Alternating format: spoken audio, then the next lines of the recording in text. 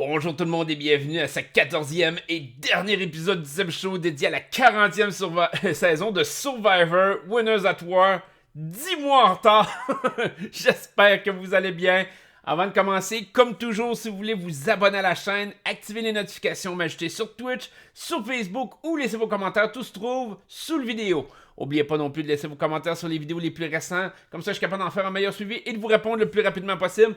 D'ailleurs, j'ai commencé à lire vos commentaires sur les deux dernières vidéos, donc les deux qui sont parus depuis le début de l'année. Je vais y répondre, j'ai déjà rédigé certaines réponses, certaines choses à vous écrire, donc ça devrait se faire pas longtemps après la sortie de cette vidéo-ci, probablement dans les 24-48 heures suivantes.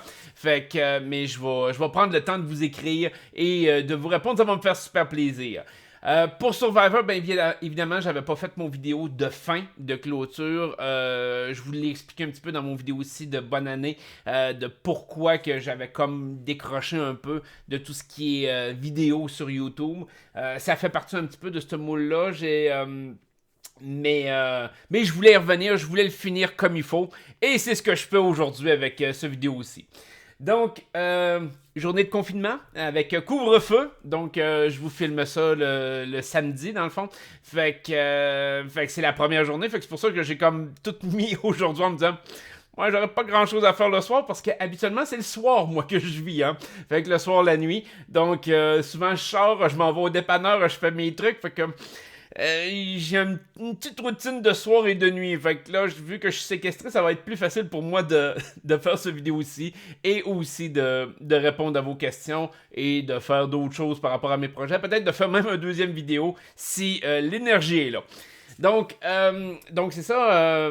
Pour Survivor, avant de commencer sur la saison 40, je veux vous donner quand même des petites nouvelles parce que, évidemment, ça fait quand même un bout de temps que Survivor est pas en onde, donc il sera pas non plus en onde logiquement ce printemps, donc il n'y aura pas de saison ce printemps non plus, fait que ça va faire un an que la Survivor va être arrêtée aux États-Unis.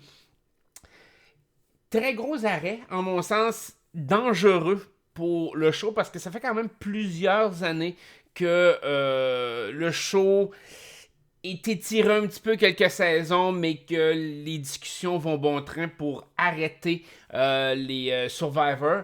Donc aussi, Jeff Probst commence à être un peu plus âgé, ça fait quand même 20 ans qu'il le fait. Donc nécessairement, ça pèse.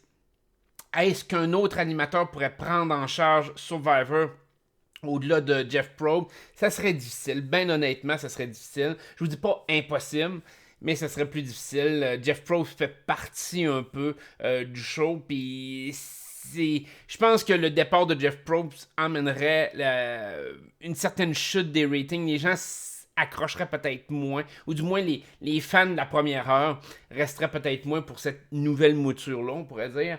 Même si l'impact de Jeff n'est pas nécessairement senti à chaque épisode, ça reste quand même un individu qui est là depuis 20 ans. C'est comme ça. Mais néanmoins, c'est un petit peu le point que je vous emmenais. Il y a eu des rumeurs positives pour Survivor, mais ça reste des rumeurs. Il y a eu quand même des gens qui sont bien informés dans le milieu qui ont sorti ces rumeurs-là. Donc, on peut lui donner une certaine crédibilité. Donc, les deux rumeurs qui circulent beaucoup, c'est que Survivor pourrait peut-être filmer 3 saisons back-à-back ce printemps ou cet été pour essayer de sortir une saison directement dès l'année prochaine à l'automne, une autre au printemps, et que peu importe la situation, il y aurait comme une saison de plus dans le coffre pour si la pandémie se continuait ou peu importe. Là. Et que ces saisons-là seraient filmées en République dominicaine. J'ai un doute. Dans le passé, je pense que c'était Jeff Probst qui avait dit que la République dominicaine était un endroit problématique pour Survivor aux États-Unis, dans le sens que l'espace manquait. Bizarrement, toutes les autres saisons de Survivor, je crois, à travers le monde, ont filmé en République dominicaine. Donc, les autres saisons ont réussi à y aller. Mais on dirait que les États-Unis, la version américaine a toujours été je sais pas pourquoi, mais a toujours été un peu avait toujours un certain recul à filmer en République. Donc, mais les rumeurs vont bon train de ce côté-là, vu que c'est un pays qui est quand même très près des États-Unis, qui est peut-être plus facile, plus accessible sur certaines mesures que, mettons, exemple, les îles Fidji ou des choses comme ça. Peut-être que ça serait plus simple pour la production d'y aller dans le contexte actuel. Mais en tout cas, il reste quand même beaucoup de bémols. En mon sens, c'est pas chose faite. Mais c'est quand même des tractations qui vont bon train, que la production en parle beaucoup. Donc, et que les rumeurs sortent quand même. Fait que, je vous dirais, ça regarde quand même bien qu'il va peut-être avoir quelque chose. Il va peut-être avoir des saisons éventuellement qui vont revenir. Mais il faut garder à l'esprit que le show s'en vient sur ces dernières années, sur ces derniers 1000, du moins dans sa forme actuelle, que de finir avec un Winners at War, ça serait une conclusion qui serait satisfaisante aux yeux de la production. Donc je ne sais pas à quel point ils vont vouloir poursuivre. Ben honnêtement, je ne sais pas. Donc on va suivre ça. Ensuite de ça, ben évidemment, l'épisode de fin, Survivor 40, saison que je vous dirais que j'ai trouvé bonne, mais pas excellente. Je veux dire, il y a des choses que j'ai trouvées intéressantes de la saison. Évidemment, un des points forts, Tony a très bien fait. Peut-être pas aussi bien que j'aurais aimé, surtout à l'épisode final, mais a très bien fait quand même durant la saison. Gagnant satisfaisant. Donc, pour moi, Tony méritait de gagner. Et surtout, être un gagnant que tu fais comme... Ok, oui, il a joué pour gagner. Il a quand même bien fait avec la cible qu'il avait dans le dos et tout et tout. C'était pas le meilleur de tous les joueurs qui étaient réunis là, mais c'était définitivement l'un des meilleurs. Et de réussir à faire ce qu'il a fait, c'est-à-dire se rendre à la fin, malgré la cible, malgré toute la pression qu'il pouvait avoir sur lui, malgré sa réputation, honnêtement, il faut quand même lui donner le crédit. Il a réussi quand même un coup de maître là-dessus. Mais au-delà de ça, peut-être moins de revirement de situation que j'aurais espéré. Je pense qu'il y a eu beaucoup plus de choses hot qui sont arrivées, exemple Heroes vs Villain, qu'à Winners at War. Mais il faut que vous mettiez un peu le contexte là-dedans. C'est que Winners at War, c'était évidemment une saison de gagnants. Mais les gagnants ne sont pas nécessairement les joueurs les plus spectaculaires. C'est pas les joueurs que tu fais comme oh wow man, ils sont malades. Certains, oui. Rob a joué un peu de façon plus spectaculaire. Tony avait joué de façon spectaculaire. Donc il y en avait certains joueurs qui méritaient. Ben avait joué de façon très spectaculaire. Kim aussi. Donc il y avait certains joueurs qui méritaient leur place et qui pouvaient donner un bon show. Mais la grande majorité ne sont pas des joueurs spectaculaires. Je veux dire, j'aurais préféré, en tout cas, à mon opinion personnelle, j'aurais préféré un Ozzy à un Yule, entre autres. J'aurais préféré, mon Dieu, probablement beaucoup de monde au-dessus de Michel, entre autres. Donc, ça fait pas en sorte que c'est des mauvais joueurs. Ils ont gagné leur saison. Mais c'était pas nécessairement les joueurs qui allaient vous donner le plus de jus. Qui allait nous donner, pas juste vous, mais moi, mais le plus de jus dans une saison comme ça. Et ça s'est senti. Ça a été, c'est un peu plate parce que ça s'est senti beaucoup. Alors qu'à Heroes vs Villain, on avait l'impression que tout le monde était un peu sur un pied d'égalité. C'est-à-dire que oui, il y avait quelques joueurs qui avaient été un peu plus féroces dans leur saison, mais tous les joueurs étaient vraiment là pour s'entretuer avec le couteau entre les dents puis dire oui, là c'est ma saison, c'est moi qui gagne. Et le problème d'Heroes vs Villain, qu'on le veut ou non, c'est le problème que j'ai critiqué depuis le début, depuis que la saison existe, c'est le fait que le gagnant est insatisfaisant. Je veux dire, Sandra méritait pas de gagner Heroes vs Villain, ben honnêtement.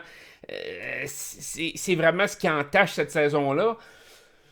Parce qu'en mon sens, la saison avait été extraordinaire. Je veux dire, tous les twists qu'il y avait eu. La twist avec Tyson, que Russell le convainc de voter contre Parvati, alors que dans le fond, il sort lui-même.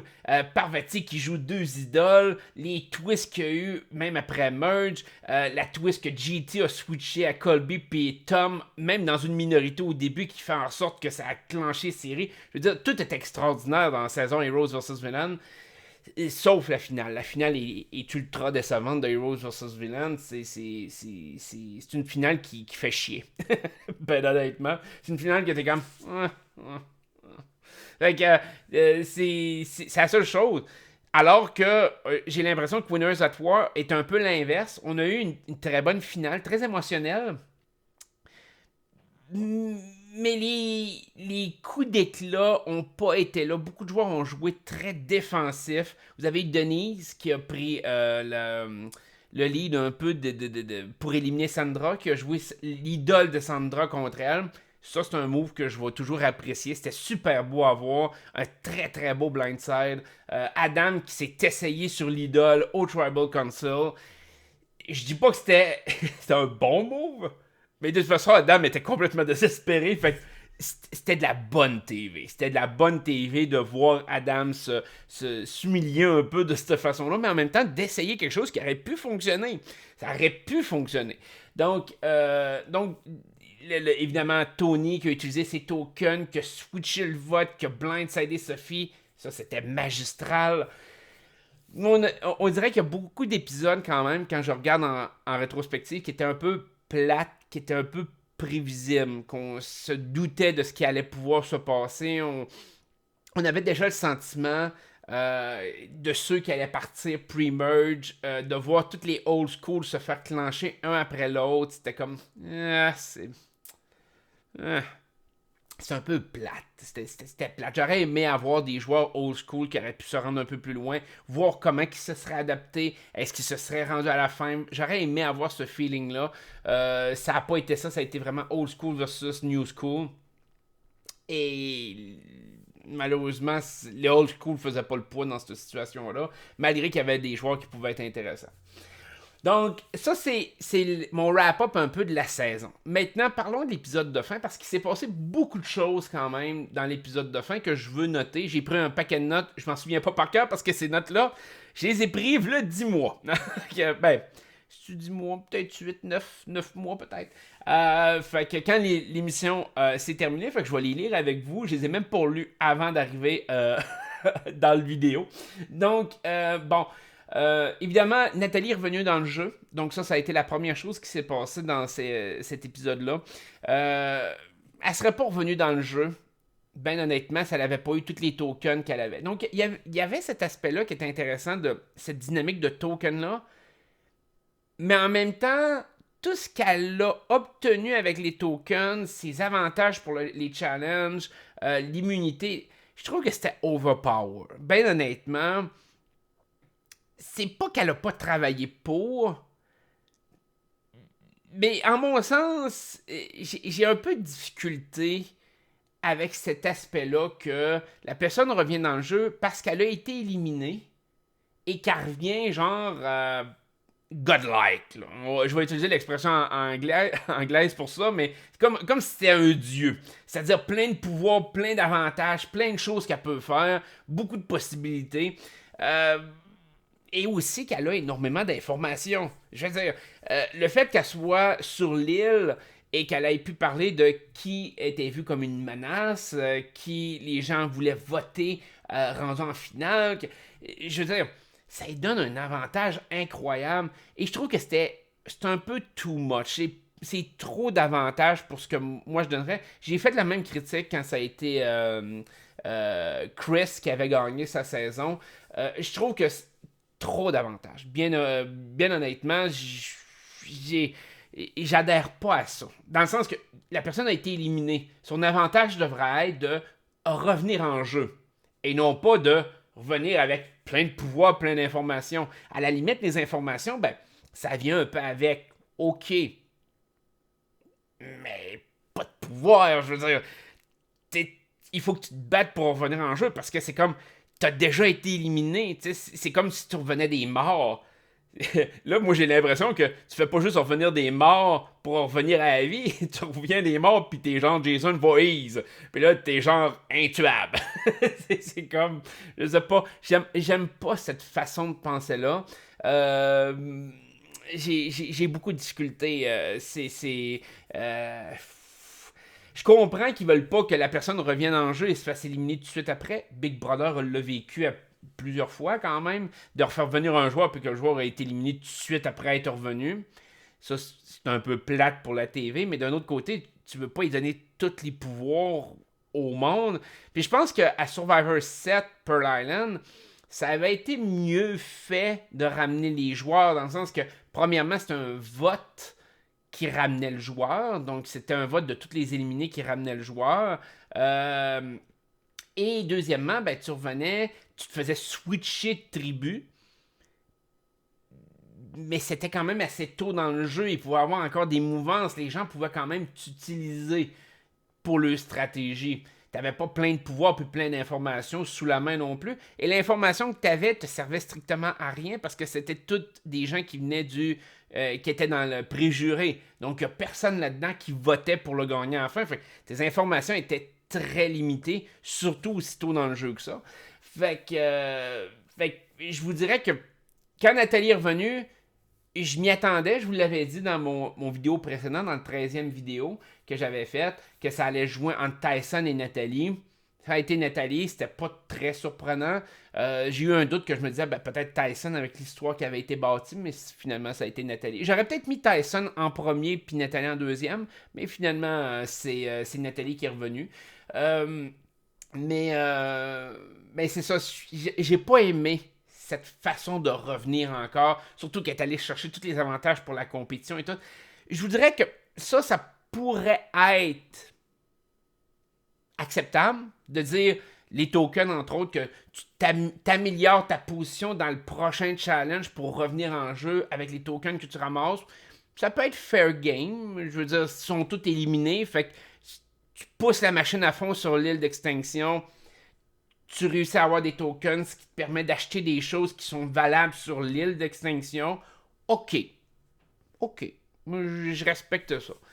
Mais pas que ça soit des choses qui sont valables directement dans le jeu. Là, je trouvais que ça devenait too much. Puis ça a même affaire avec Chris Underwood dans saison 38 qui avait fait exactement le même processus. Puis je suis comme...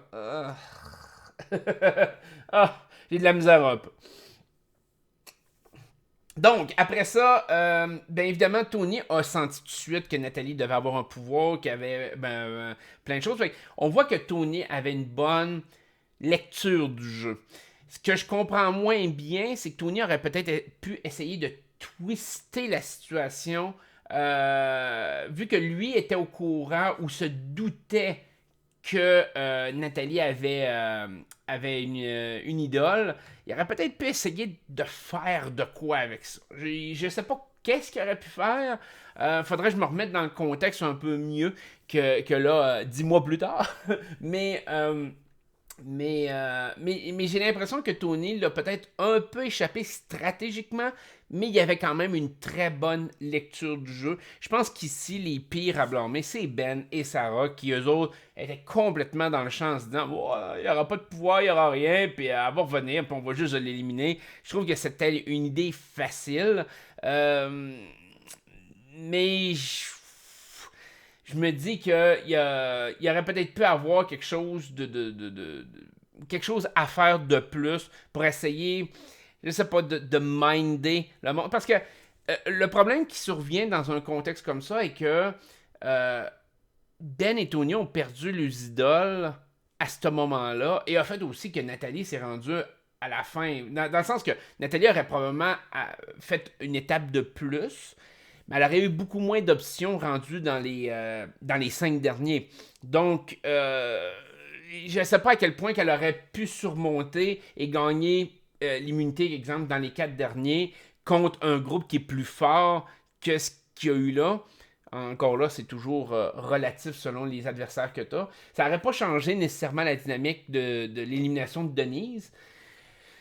Mais ça aurait peut-être été un peu mieux stratégiquement. Mais Tony n'a pas été capable d'effectuer assez de pression ou Peut-être que Tony avait l'impression de mettre son alliance en danger s'il mettait trop de pression. C'est peut-être l'analyse que lui en a faite sur l'île. Il voulait donner la chance au coureur, mais en même temps, il a ouvert la porte toute grande pour potentiellement que Nathalie réussisse de quoi. Parce que si Ben ou Tony n'avaient pas eu une idole, il aurait pu arriver quelque chose contre eux et ça aurait été un des deux qui aurait été éliminé à ce moment-là. Parce que je pense que les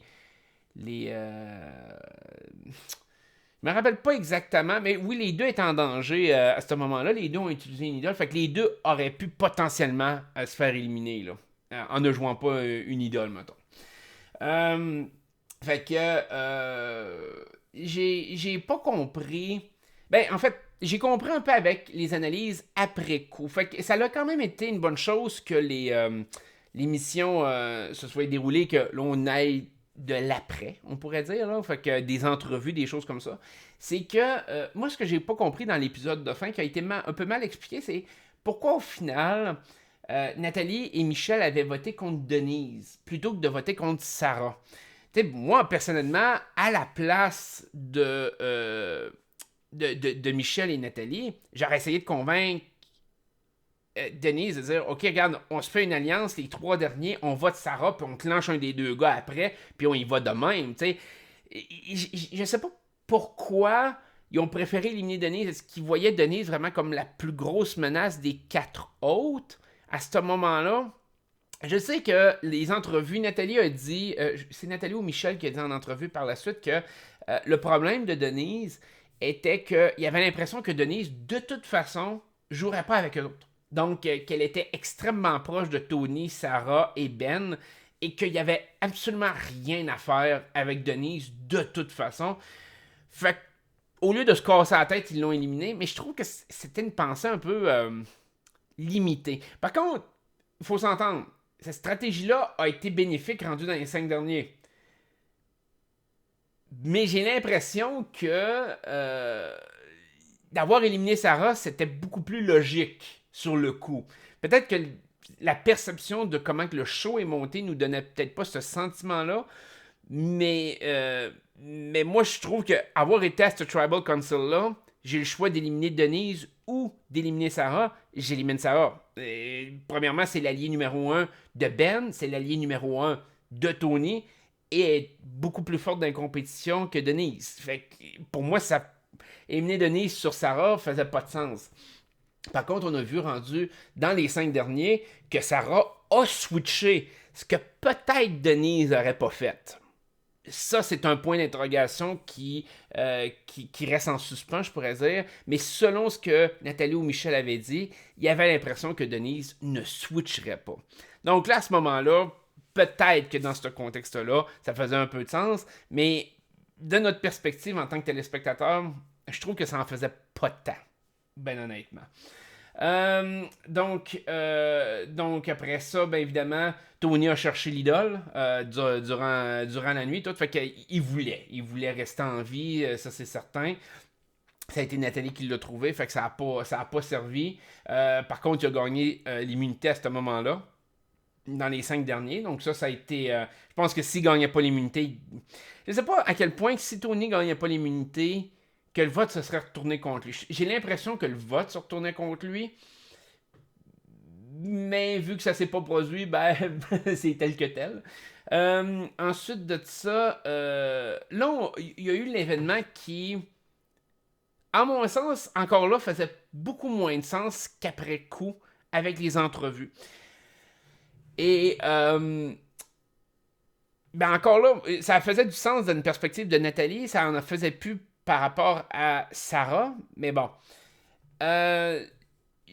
Puis c'est pour ça que toute la dynamique de... comment je pourrais dire ça, donc? Des 6 derniers avec Denise aurait peut-être changé complètement la dynamique de fin après ça, si Sarah avait été éliminée. Parce que, dans le fond, ce qui est arrivé, on a vu Ben qui est allé voir Sarah en disant ben, qu'il était prêt à se sacrifier. Il en voulait pas si elle votait contre lui. T'es rendu dans les 5 derniers, dans probablement le plus gros All-Star qu'il peut pas avoir. Et tu te sacrifies.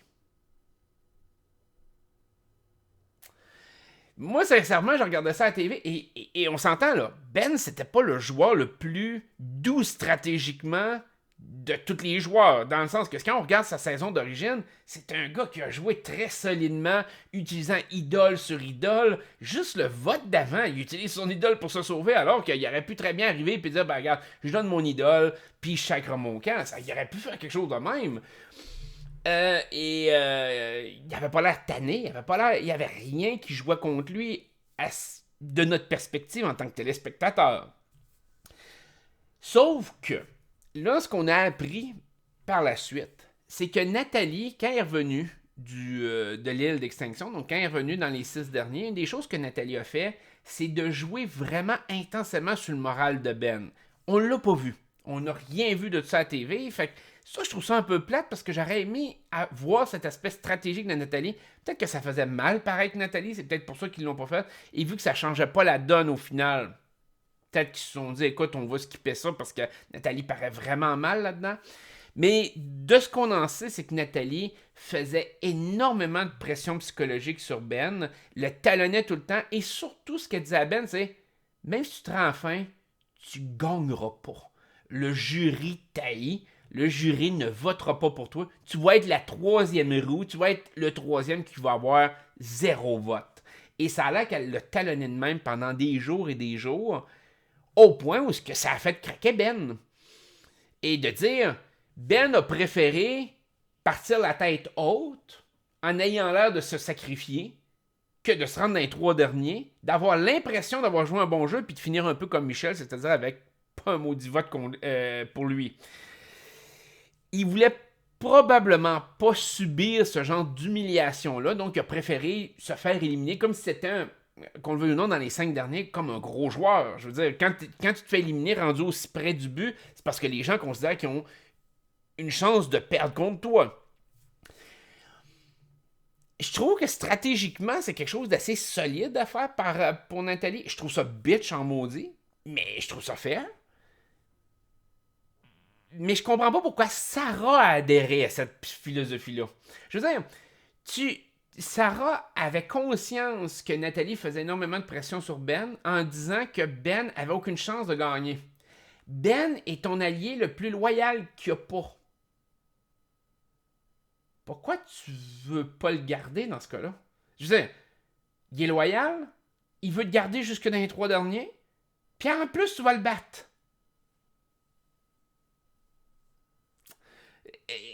Je comprends, tu peux pas éliminer Tony. Je comprends. Mais on s'entend-tu que ça fait pas trop de sens? Je veux dire, parce que on s'entend, là, point d'interrogation, à ce moment-là, tu peux pas savoir l'idée que les gens ont de Michel. Michel est une personne qui a quand même surpris dans sa saison en battant Aubrey, entre autres. Parce que Michel était aimé. Pas nécessairement qu'elle avait bien joué, mais c'était une personne que les gens aimaient autour. Tu peux arriver à regarder ce principe-là et te dire, Michel, c'est un gros point d'interrogation. Je veux dire, si tu commences à avoir des joueurs comme Wendell, qui est son ex, qui parle pour elle rendu dans le jury, puis tu as des gens comme Jérémy qu'elle a aidé, Jérémy qui parlerait pour elle ou n'importe quoi. Tu veux-tu vraiment risquer d'avoir peut-être Michel contre toi en finale? Oui, à la fin, Michel a perdu 0 vote, mais je vous prends en perspective de ce que Nathalie avait dit à Sarah et de la perspective que Sarah avait. Pour moi, ça faisait aucun sens d'éliminer Ben rendu là. En plus, honnêtement, vous êtes Sarah et potentiellement, vous allez peut-être perdre l'immunité dans les 4 derniers. Potentiellement.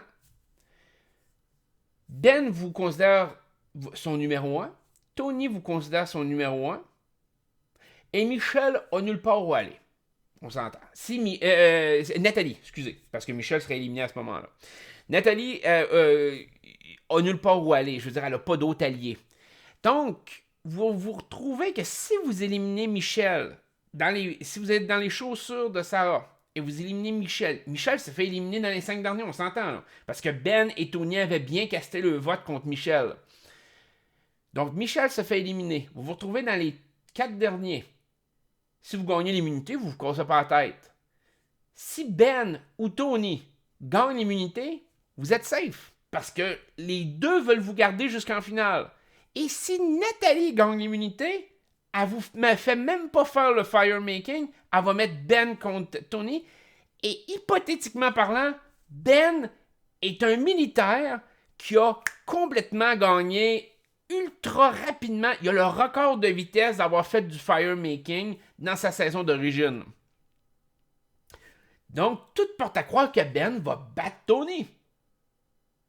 Et Tony se fait éliminer sans même que vous ayez à caster un seul vote contre lui. Vous avez resté loyal envers lui pendant toute la saison. Vous avez été avec lui. Vous l'avez appuyé. Il se fait éliminer sur le firemaking. Vous avez ri. C'est pas de votre faute. Il part. Et là, vous avez Tony dans le jury qui va parler pour vous. Et vous vous retrouvez, Sarah, placée entre Nathalie, qui vous pouvez fesser dessus en disant elle a été éliminée, elle a été éliminée, elle a été éliminée, moi j'ai pas été éliminé. Puis là, tu fesses dessus de main. Et Ben, que Nathalie arrête pas de dire qu'il peut pas gagner. Mais c'est pas, ça fait beaucoup plus de sens. J'ai pas compris le mot de Sarah, puis je le comprends pas encore aujourd'hui. Je comprends comment que Nathalie a essayé de miner Ben. Je comprends que peut-être Nathalie, elle voyait en Michel un pion en elle à la fin. Ça, c'est correct. Mais Sarah? Je considère que Sarah a complètement démoli sa game dans le vote dans les 5 derniers, parce que si elle éliminait pas Ben, je vous dirais que sa probabilité d'augmenter sa position et surtout de gagner le jeu grimpait de façon drastique. Elle l'a pas saisi, elle l'a pas vu. Je sais pas, elle avait peut-être une autre perception de ça, peut-être qu'elle avait d'autres enjeux, on l'a pas su. Mais je trouve que stratégiquement, c'est un move complètement à chier. Peut-être que dans le jeu, comme je dis, malheureusement, la perception est très différente. Même moi, quand j'ai joué dans le loft, des fois, la perception que tu as de certains joueurs versus ce qui est la réalité, c'est deux choses. Mais Survivor est plus facile parce que, en mon sens, parce que le pouls que tu as besoin d'obtenir, c'est celui des autres joueurs et non pas du public. Le public, comme dans le loft, tu peux pas savoir ce que le public pense. Tu n'as aucune mesure par rapport à ce que le public peut penser. Par contre, quand tu joues avec les joueurs, tu le sais un peu où est-ce que les joueurs risquent de s'enligner. Un peu. Tu as une meilleure vision de qui les joueurs risquent d'essayer risquent de voter à la fin. Pas nécessairement que c'est une certitude, mais au moins tu dois avoir une ligne de pensée qui a un aspect logique, et on dirait que Sarah a complètement skippé cet élément-là. Donc, Sarah a blindsidé Ben, Ben qui a pris le sacrifice, comme je vous dis, avec des raisons qu'on suppose bonnes, avec ce qu'on a entendu après la saison, après que la saison soit terminée. Ce qui est plate, c'est qu'on l'a pas vu dans le show. J'aurais aimé voir Nathalie sous cet angle-là. C'est peut-être aussi pour ça qu'elle a reçu quand même plusieurs votes à la finale, parce que les gens ont apprécié ce qu'elle a fait. Donc, rendu dans les 4 derniers, évidemment, Nathalie gagne la dernière idole. Mais Sarah contre Tony, ce qui était ultra prévisible. Mais en fait, c'est ultra prévisible si tu veux jouer conservateur. Si tu veux jouer défensif, mettre Tony contre Sarah, c'est jouable.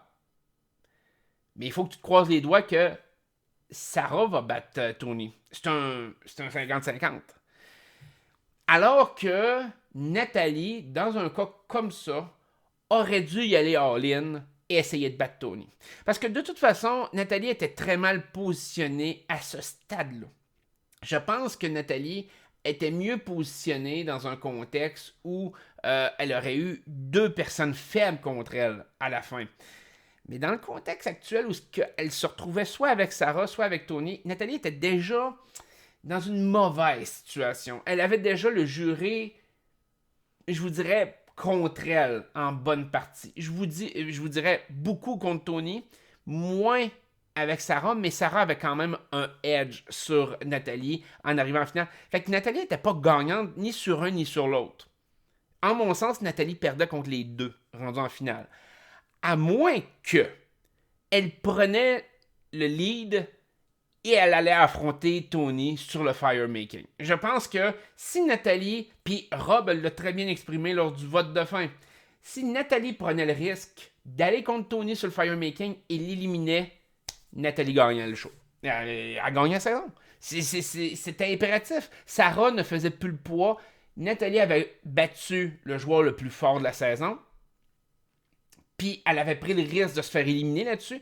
Elle se serait peut-être fait éliminer aussi. Peut-être qu'elle n'est pas bonne dans le firemaking. Elle n'a peut-être pas voulu faire ce move-là. Mais à partir du moment qu'elle n'a pas fait ce choix-là, moi, j'étais devant la télévision puis je me suis dit, peu importe qui gagne le firemaking, Nathalie perd. Nathalie venait de jouer sa dernière carte. Michel, c'est un point d'interrogation. Je me disais, dépendamment comment Michel va emmener sa finale, mais tu sais, la saison l'avait tellement montré sur un jour un peu amateur, une personne qui ne sait pas trop jouer, qui n'a pas été en contrôle de rien, qui n'a pas été bonne sur presque rien. Je me disais, ça sera pas elle la gagnante. C'était d'un point de vue editing, de montage du show, que je me disais, non, Michel a aucune chance. Mais si par contre, Nathalie prenait le risque d'aller contre Toni, elle pouvait se faire éliminer. Mais si elle battait Toni, elle gagnait le show. Elle gagnait la saison. Et je pense que, comment je pourrais dire ça, donc? Même quelqu'un comme Michel aurait pu prendre ce lead-là aussi. Je pense que c'est une occasion très exécrable. Une occasion que Michel a complètement échappé ici. Peut-être que Michel avait l'impression qu'elle pouvait gagner. Michel, peut-être, dans sa tête, elle avait l'impression qu'elle pouvait gagner. Mais moi, à la place de Michel, Nathalie m'aurait dit « Ah, je te sauve et je mets Sarah contre Toni. » Moi, au Tribal Council, j'aurais dit « Non, c'est moi qui va contre Toni. Je le challenge. Moi contre lui. » À ce moment-là, je pense que Michel aurait vraiment grimpé dans l'estime de beaucoup de joueurs. Je ne vous dis pas qu'elle aurait gagné, mais elle aurait été vue comme quelqu'un qui prenait un risque monumental, qui pouvait potentiellement l'éliminer. Je pense que ça y aurait donné un tracking pour la fin. Et à ce moment-là, c'est dépendamment comment elle serait vendue dans le jury, rendue à la fin, si elle avait survécu à ce vote-là. Je trouve que c'est des occasions manquées. Je pense que ça a été très mal joué. Aussi bizarre ça puisse paraître, quand je regarde la finale, je trouve que c'est une finale d'erreur. On regarde le premier vote. Erreur de Sarah, Ben qui ont mal analysé le jeu par rapport à Nathalie. Après ça, l'élimination de Ben. Sarah qui a très mal vu sa position et ses alliances dans ça. Erreur ensuite dans les 4 derniers. Nathalie et Michel qui ont mal analysé le fait de mettre Sarah contre Toni. Parce que moi, à mon sens, c'était presque clair à 98% que si tu mets Toni contre Sarah, peu importe qui gagne, c'est la personne qui va gagner la saison. C'est ça que j'ai pas catché pourquoi que Michel et Nathalie ont laissé passer une occasion aussi extraordinaire. Puis je comprends, c'est plate. Si tu tristes et tu dis, écoute, je m'en vais contre Toni te bat sur le firemaking, c'est plate. Ça fait chier. Je suis d'accord. Mais de toute façon, tu gagnais pas. Prends le risque. Vas-y all-in. Je veux dire, je trouve que ça, c'est la chose que Chris Underwood a bien faite dans sa saison. C'est-à-dire, je me risque, j'y vais. C'est l'affaire que Dominique a mal faite contre Wendell. Sauf que Dominique était peut-être plus justifiable sur Ghost Island. Parce que Dominique, le vote a tellement été serré que Dominique aurait pu gagner ce vote-là contre Wendell. Il l'a pas fait. Mais c'était pas loin. Je veux dire, un seul vote switchait de bord et Dominique gagnait. Fait, je peux comprendre l'aspect de Dominique. Je respecte énormément ce que Chris Underwood a fait, de la façon qu'il l'a fait. Et c'est quelque chose que dans Winners at War, le monde l'a échappé complètement, que Nathalie, Michel l'a échappé complètement. Puis encore là, même Sarah aurait dû, elle aussi, challenger Toni directement, plutôt que d'attendre que Nathalie le call. Je pense que, de toute façon, tu le sais qu'elle va te mettre contre Toni. Prends pas de risque, vas-y. T'sais. Puis, ça aurait pu être très, très gagnant pour Sarah parce que peut-être que Nathalie aurait voulu challenger Tony. Tu prends le lead, tu essaies de t'imposer de... Non, c'est moi qui y vais. Puis même si, mettons, que les règles ne le permettent pas ou que ça chie à cause de ça, ben au moins, tu as eu l'air de la personne qui a voulu y aller, qui était prêt à y aller. Puis que dans le fond, c'est les règles qui font en sorte que t'as pas pu. Mais au moins, t'as essayé. T'as fait de quoi. Fait que, de ce côté-là, ben, je trouve que c'est des erreurs qui ont été commises. Beaucoup, c'est plate par la gente féminine à la fin. Ben a fait des erreurs. Tony, pas vraiment. Et c'est ça qui a été quand même assez remarquable. Tony était conscient du vote de l'idole, du premier vote, où il sentait que Nathalie avait une idole, il sentait qu'elle allait essayer de faire de quoi. Il n'y avait pas le vote de son bord, mais il savait que ça s'en venait. Rendu dans les 5 derniers, Tony avait l'air d'être très conscient que Ben est un joueur qu'il pouvait facilement battre. Il a resté loyal envers Ben. Il a voté du même côté que Ben encore. Et il a voté quelqu'un qui était un gros point d'interrogation, Michel. Rendu dans les 4 derniers, Tony a assumé sa position, c'est-à-dire il avait perdu l'immunité. C'est sûr qu'il allait être sur le firemaking. Peu importe qui gagnait l'idole, il allait être sur le firemaking. Peut-être que Sarah ne l'aurait pas mis, mais encore là, même ça, j'en doute. Fait que je trouve que Tony a bien agi, a bien structuré sa game. C'était pas parfait, mais c'était bon. Et ça lui a évidemment donné la victoire à la fin.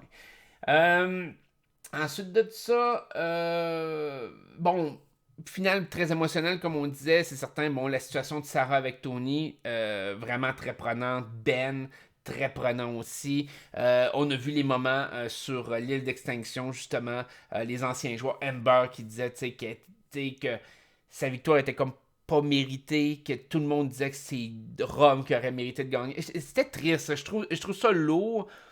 Même si je suis d'accord un peu avec un peu son propos, de dire qu'elle ne méritait pas de gagner le premier All-Star, l'erreur vient pas de elle, l'erreur vient de la production. La production aurait jamais dû mettre Amber dans le premier All-Star, bien honnêtement. Amber avait pas sa place. Je comprends qu'elle a remplacé Elisabeth d'une certaine façon, mais je trouve elle méritait pas sa place, honnêtement. J'aurais préféré de loin avoir Elisabeth dans le premier All-Star, au même titre que j'aurais préféré avoir Colleen au lieu de Jenna, entre autres.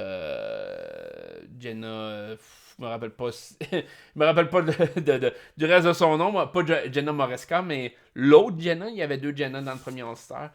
Fait qu'au final, je vous dirais que c'était une bonne saison, pas la meilleure saison. L'aspect stratégique a été correct, mais des coups d'éclat, il n'y en a pas eu tant que ça. La saison a été, en mon sens, minée par des alliances pre-game. Et ça a été la même chose avec Big Brother 22. Quand tu fais un All-Star, les gens jasent, les gens essayent de se consulter. Je comprends que la production doit dealer avec ça, que c'est pas de leur faute. Mais ils devraient essayer de trouver des façons de twister ça pour que justement, ça. Pas nécessairement que ça arrive pas, mais qu'au moins, ça soit tempéré. Je pense que Big Brother, ça a été 100 fois pire. Mais à Winners at War, c'est certain que les alliances qui avaient été faites avant le jeu ont vraiment enlevé du potentiel à la saison. C'est plate, mais c'est ce qui est arrivé. Fait que. Voici votre vidéo sur la finale de Survivor 40. J'espère que ça vous a plu, même si je l'ai faite très en retard. Ma prochaine vidéo va être probablement soit ma première vidéo sur Big Brother Célébrité ici au Québec, ou ça va être Big Brother 22. Ça se peut que ça soit Big Brother 22. Essayez de la sortir. Si je suis capable de la faire d'ici demain, je vais la sortir avant Big Brother Célébrité. Donc, peut-être en début de semaine. Mais c'est ça, là, je vais commencer à essayer de vous refaire des vidéos sur une base un peu plus régulière. fait que j'espère que ça va vous plaire et qu'on va passer du bon temps ensemble en 2021 et on va se croiser les doigts pour que l'année se passe beaucoup mieux. Fait que une excellente journée à vous autres, prenez soin de vous et on se dit à la prochaine. Bye bye.